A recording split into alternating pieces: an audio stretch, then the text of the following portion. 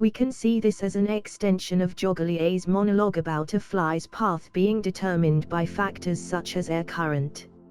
Similarly could be with naturally created intellect, the development following the least resistance rule, mod shaped by underlying factors.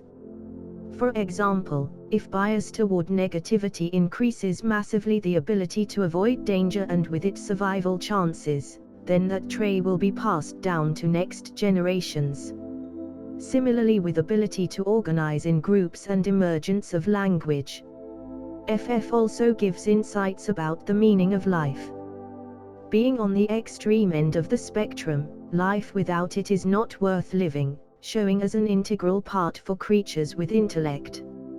In FF case initially it was something trivial such as guarding discs, but after defeat it evolved into protecting Joly, showing that the meaning of life can be chosen by people for themselves.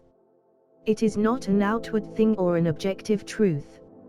Even if for everybody else something is trivial, but for that person it is in the center of their world, that thing still will be the meaning of life.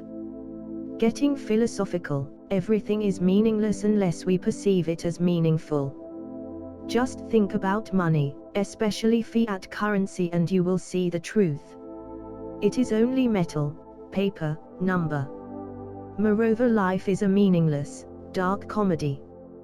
That is why we can create meaning of it at the best of times and laugh about it at the worst. In previous episodes we saw how people took advantage of Joly's trust, the dowside of being a hero. This time we see how she gains a new ally due to her kindness, showing the upside. Also how it improves teamwork. Such as Joly's trust in ERMs and her ability to deal with the threat, even when the bracelet beeps to warn about explosion. It allowed to catch up with FF and prevent from hiding the discs.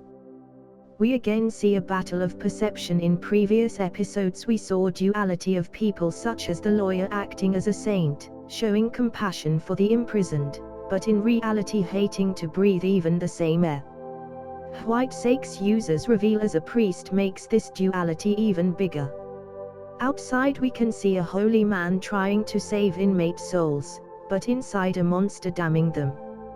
Snake is even in his stand's name. Disc count visibly indicates how many people have suffered due to him and how the priest manipulates people. We see glimpses of how flawed the prison system is.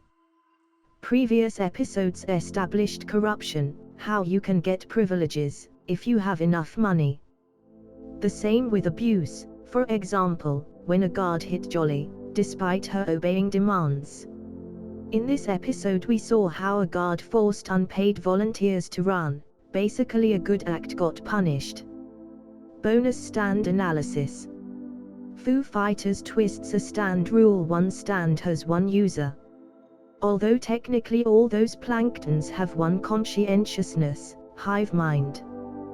This stand represents the power of civilization, individuals bonding together to become more than just a sum of its parts. Moreover, collective development by sharing power. You can draw parallels with technological innovations.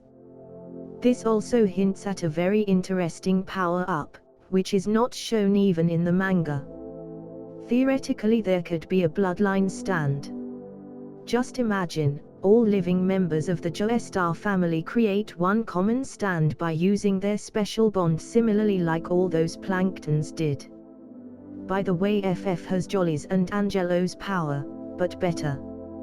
Can easily possess people, change appearance, create strings, has regeneration etc. Geeking out. Foreshadowing with bracelets, moreover Jotaro's memory disc. Multiple horror movie-worthy scenes were suspenseful, especially emphasized by music. FF really felt like a force of nature.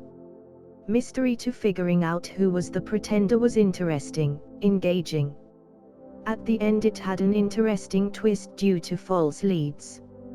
Also remembering episode 6, Highway to Hell is one of the most useless stands, especially for a user's benefit, but at the same time is very strong in a narrow range of situations due shared damage, for example, if used kamikaze pilot strategy.